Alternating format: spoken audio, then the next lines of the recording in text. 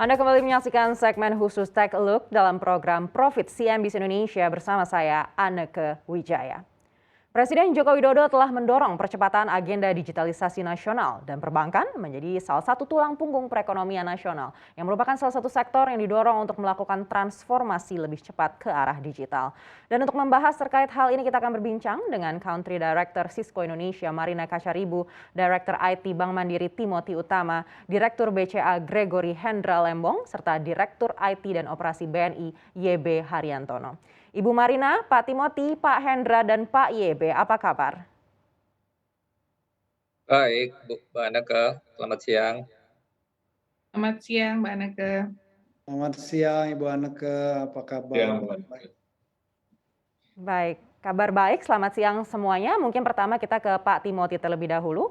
Pak Timothy, kalau dari sudut pandang Bank Mandiri, apa yang bisa dilakukan untuk mendukung proses digitalisasi sektor perbankan saat ini?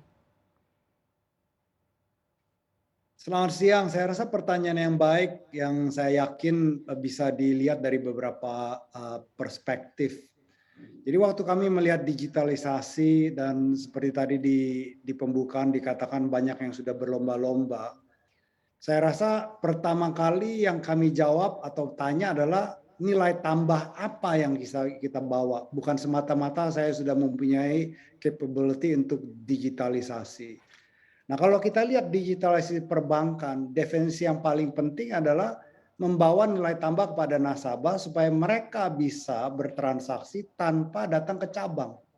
Saya rasa itu salah satu, bukan the only, tapi salah satu definisi yang sangat penting, yaitu membawa nilai tambah dengan bertransaksi tanpa harus ke cabang, yang mudah. Nah, yang kedua adalah yang ditambah lagi, berarti nilai tambah seperti apa yang bisa mendatangkan buat nasabah ini value. Jadi value creation-nya mesti jelas. Dan sebagai perbankan, dan we are all commercial player, pertanyaan selanjutnya yang sangat jarang dijawab hari ini di digitalisasi adalah how can we be profitable? What is the path to profitability dengan menjalankan semua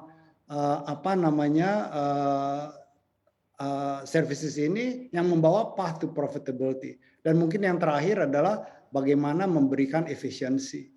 Nah, itu yang mendrive komersial. Mungkin secara garis besar itu yang kami jalankan, dan di balik itu semualah yang kami jalankan berdasarkan asas itu. Baik, memberikan nilai tambah tapi tetap profitable. Menarik sekali. Kita akan tanyakan kalau dari sudut pandang Bank BCA seperti apa. Silakan Pak Hendra. Ya, tentu transformasi ini banyak sekali ya. Mungkin saya kasih contoh 3 saja di BCA. Yang pertama, dari disampaikan sesi sebelumnya itu, kita connect aplikasi BCA itu dengan ekosistem-ekosistem. Demikian juga sebaliknya. Jadi sebagai contoh, aplikasi mobile banking kita itu bisa dipakai untuk beli tiket bioskop, pesan taksi, dan sebagainya ya.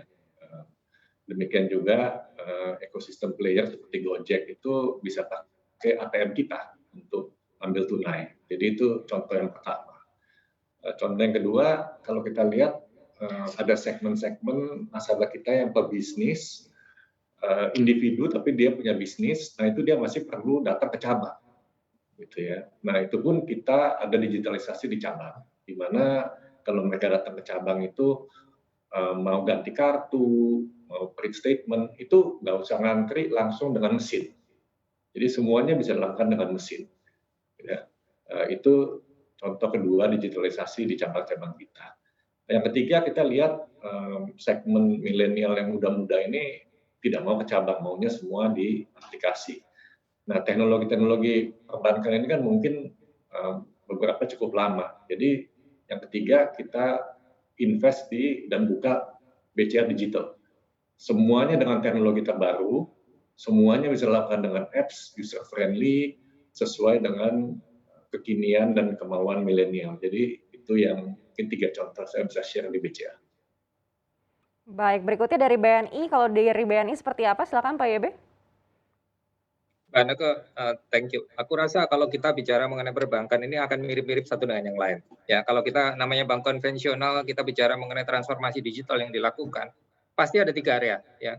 Yang pertama adalah kalau kita bicara mengenai internal proses kita. Jadi kan kita bicara digitalisasi ini adalah gimana semua proses internal kita itu menjadi digital ready. Ya, digital ready itu sifatnya pasti akan ada straight through, ya, control embedded di dalamnya, ya, dan terjadi productivity dan efisiensi. Ini internal proses yang berjalan di bank, ya. Jadi proses operasional dan sebagainya.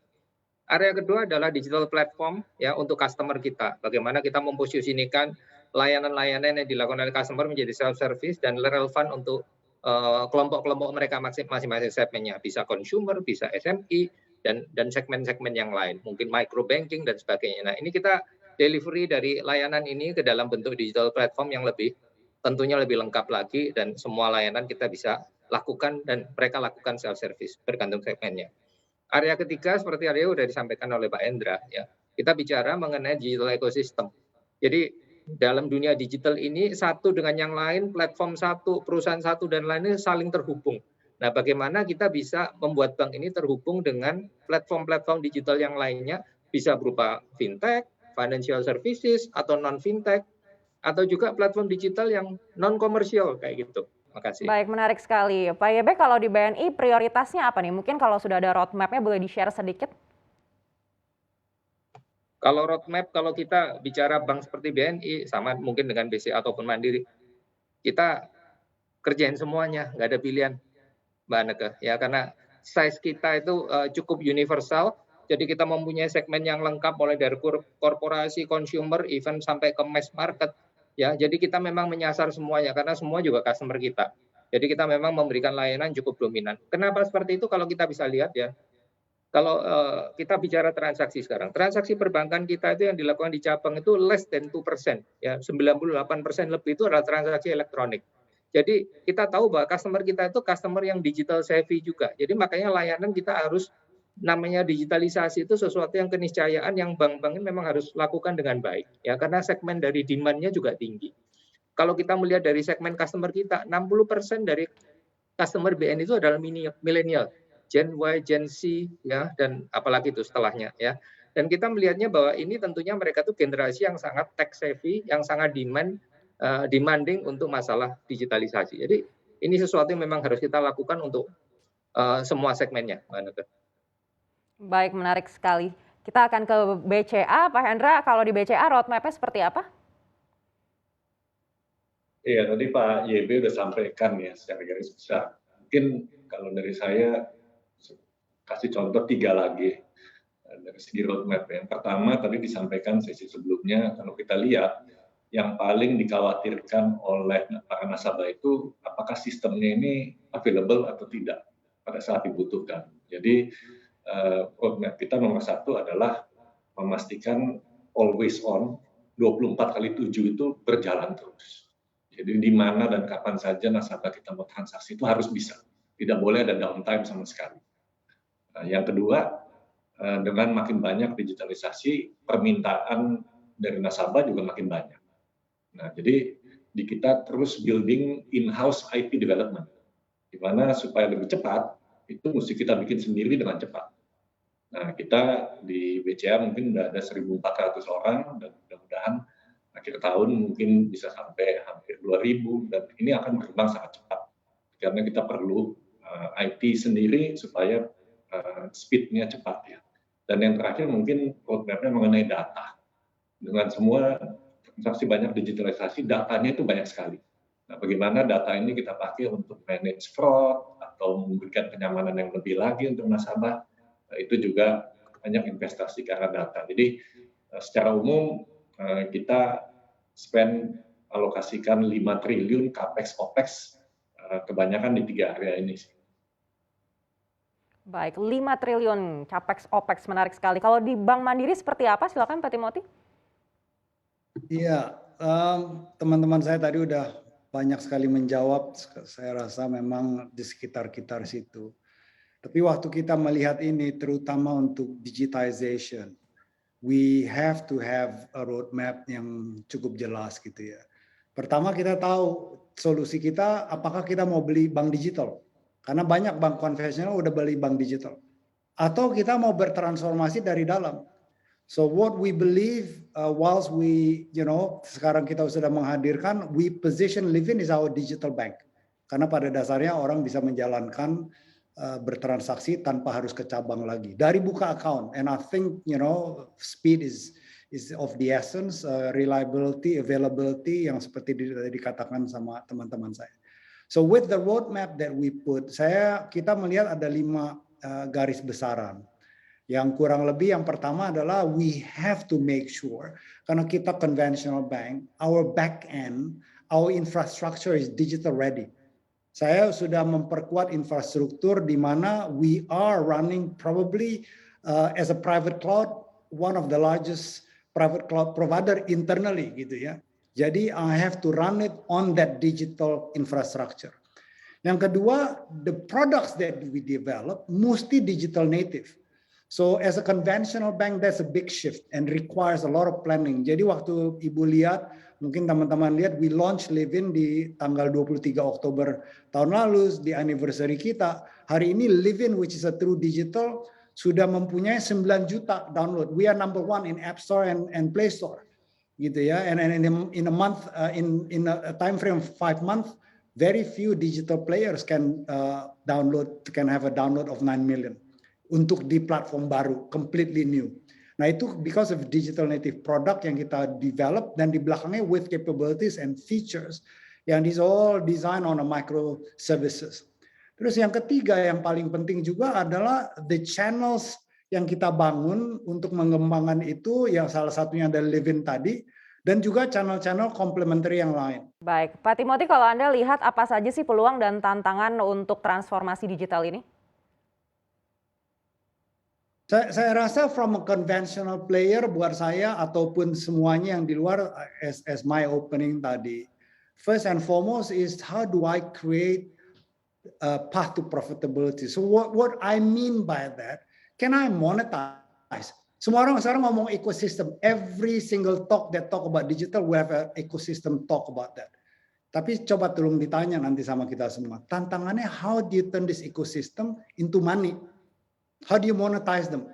Nah ini menurut saya salah satu yang paling challenging. Kedua adalah tadi udah disebut cyber. With the ability for everybody to come in, cyber is gonna be so key. Dan yang terakhir adalah kesiapan orangnya. Baik, menarik sekali ya, how we monetize them dan juga kesiapan SDM-nya seperti apa. Mungkin dari Pak YB bisa menambahkan, Pak YB? Kalau bicara tadi monetization ya, saya rasa bank ini institusi yang berbeda dengan digital company yang lain ya, startup segala macam. Jadi buat kita selalu bicara monetization ya, makanya Pak Tim tadi menekankan hal seperti itu. Jadi any strategi yang kita masuk ya, pasti kita akan bicara ini bukan strategi burning money, tetapi strategi creating business value. Jadi makanya namanya perbankan kalau masuk ini kita mungkin terlihatnya lebih slow, tetapi karena kita mempunyai pertimbangannya lebih lengkap, karena kita bicara bahwa kita harus bicara sustainable business ke depan. Ini yang kita bangun. Ya mungkin dari sisi kacamata bisnis seperti itu. Cyber security for sure ya menjadi concern semua orang. Dan yang satu sebenarnya yang terkait dengan organisasi secara keseluruhan seperti tadi disampaikan oleh Pak Tim. Digital mindset dari organisasi ini ya. Jadi ini challenge terbesar kita. Misalnya kita go digital dengan suatu proses ya. Proses itu adalah sesuatu yang harus didefine baru oleh orang-orang kita yang mikir kan juga manusia juga.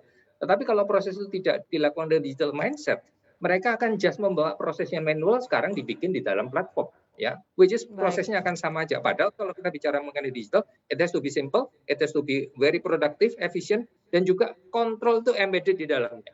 Ya, jadi jangan mengandalkan kontrol manusia lagi, kayak gitu Bu, digital mindset. Makasih. Baik, digital mindset menarik sekali dari BNI. Kita akan coba tanyakan ke BCA, Pak Hendra, kalau BCA sendiri ini kan akan ada BCA digital nantinya. Mungkin akan ada peluang dan tantangan khusus juga untuk BCA? Iya, tadi udah banyak di-cover sama Pak Tim, Pak YB. Dari segi peluang kita lihatnya dengan digitalisasi ini mencari nasabah baru itu jadi lebih cepat dan lebih gampang. Jadi kalau kita lihat setahun terakhir ini di BCA kita tambah 3 juta nasabah baru ya. Kalau zaman dulu itu lebih susah itu buka cabang ini itu. Nah, dengan digital semua jadi lebih cepat. Banyak UMKM juga yang jualan online dan lain-lain melalui Instagram dan sebagainya. Jadi dengan digitalisasi juga itu peluang yang sangat besar untuk kita untuk membesarkan bisnis UMKM. kerjasama dengan fintech juga sudah disebut di sesi sebelumnya, begitu banyak seratusan lebih fintech yang mereka lincah membangun bisnisnya, ya kita terus kerjasama dengan mereka memberikan servis lebih baik lagi. Jadi itu beberapa peluang yang kita lihat di BCA. Tantangannya sama, sudah di cover semua. Jumlah orang tidak pernah cukup, ya kan? Ini penting sekali sumber daya manusia kita di Indonesia ini. Mudah-mudahan terus bertambah bagus, karena kita perlu sekali orang-orang yang digital mindset, IT-nya juga kuat, dan juga tadi disebut juga cyber security dengan makin banyaknya aplikasi di masyarakat. Baik. Ini yang mau attack juga banyak, jadi memang edukasi harus dilakukan terus-terusan. Terima kasih. Baik, menarik sekali yang disampaikan tadi ya Pak Hendra dari BCA, lalu dari Bank Mandiri dan BNI juga. Kita akan tanyakan dari sudut pandang Sisco seperti apa. Sebagai perusahaan teknologi, Ibu Marina, rencana apa yang dilakukan untuk mendukung transformasi digitalisasi nasional khususnya di sektor perbankan ini? Terima kasih Mbak Ina, menarik sekali tadi yang sudah dipaparkan Pak Tim, Pak YB, dan Pak Hendra. Memang era digitalisasi saat ini menuntut adanya alignment ya yang semakin kuat antara pemain teknologi dan juga dalam konteks ini industri perbankan. Pada saat yang bersamaan kapabilitas teknologi semakin meningkat ya. Namun beberapa hal mungkin yang saya bisa highlight ya, ada 4 yang menurut kami sangat mendukung digitalisasi perbankan saat ini dan tadi sudah banyak juga disinggung sebelumnya. Pertama adalah bagaimana teknologi itu bisa memberikan visibility dan insight dari customer digital journey, karena sekarang sudah lebih dari 90% tadi itu melalui digital channel. Jadi visibility dan insight itu harus bisa juga dimonitor mulai dari aplikasi, jaringan, infrastruktur. Karena tentunya diharapkan user experience yang konsisten, karena terlepas dari nasabah atau customer perbankan melakukannya dari branch, ataupun dari rumah ya di masa sekarang ini, ataupun secara on the move atau secara mobile. Nah, konsistensi itu sangat penting untuk bisa dimonitor secara kontinu. Yang kedua, sering kita dengar juga mengenai automation. Tadi bicara mengenai kompleksitas ekosistem. Tentunya kalau semakin kompleks, kalau kita mengandalkan kepada cara kita mengelola IT seperti sebelumnya, tentunya akan sangat luar biasa challenge-nya. Jadi automation akan semakin penting. Kita sering dengar network automation ataupun data center automation, sehingga tujuan tadi untuk efisiensi dan fokus investasi perbankan akan bisa dipusatkan kepada proyek-proyek inovasi atau value creation selanjutnya. Yang ketiga, yang penting tadi sudah disinggung juga dan ini top of mind dari semua stakeholder itu adalah security. Ya, dengan kompleksitas ekosistem digital, banyak players yang juga dari adjacent industry terlibat di dalam semua penyediaan layanan. Kalau kita sebut istilahnya surface attack gitu, postur security yang sekarang ini sudah tidak cukup karena surface attack-nya semakin meningkat. Jadi bagaimana kita menerapkan security itu dengan pendekatan yang lebih menyeluruh.